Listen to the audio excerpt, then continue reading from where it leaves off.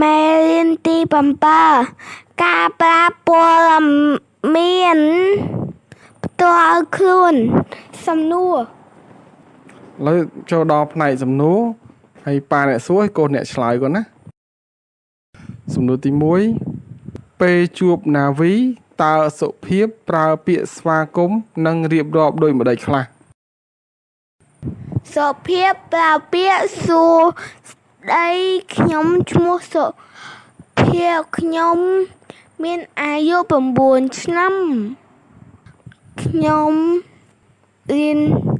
នៅថ្នាក់ទី3កហ្នឹងហើយ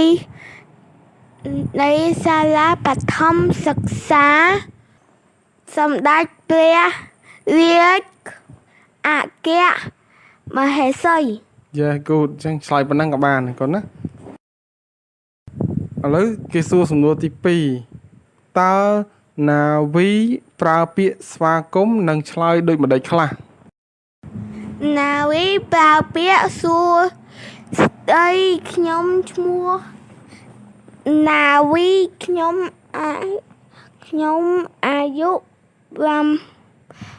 ឆ្នាំដែរខ្ញុំរៀននៅថ្នាក់ទី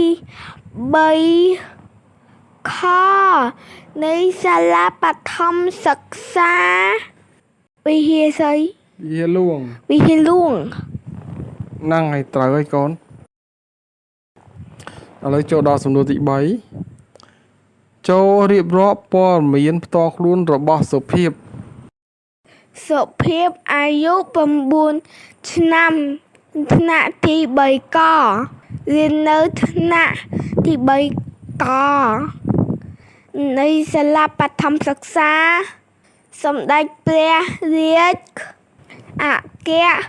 មហេសី ហ្នឹងហើយត្រូវហើ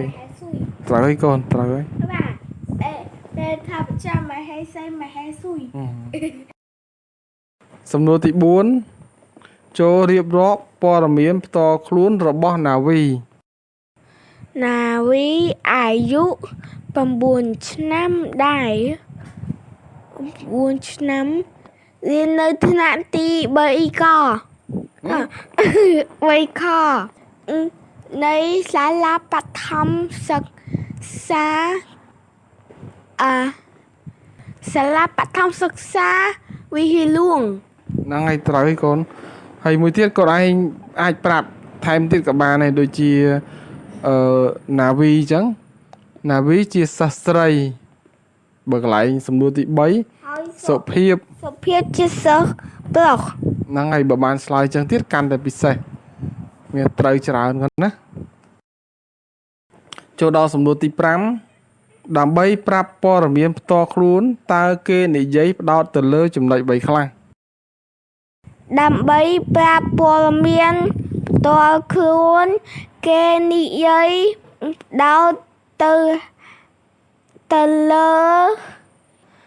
ចំណុច ដូចជា ឈ្មោះអាយុថ្នាក់ទីសាលាផ្ទះ ត្រូវហើយកូនណាឬក៏យើងហៅមួយទៀតថាអាស័យដ្ឋានឬក៏អត់ចេះពាក្យហ្នឹងយើងថាទីលំនៅក៏បានដែរហើយបើថាពិបាកទៀតថាផ្ទះចុះផ្ទះយើងនៅណាអញ្ចឹងណាអាហ្នឹងដើម្បីឲ្យគេដឹងថាយើងរស់នៅកន្លែងណា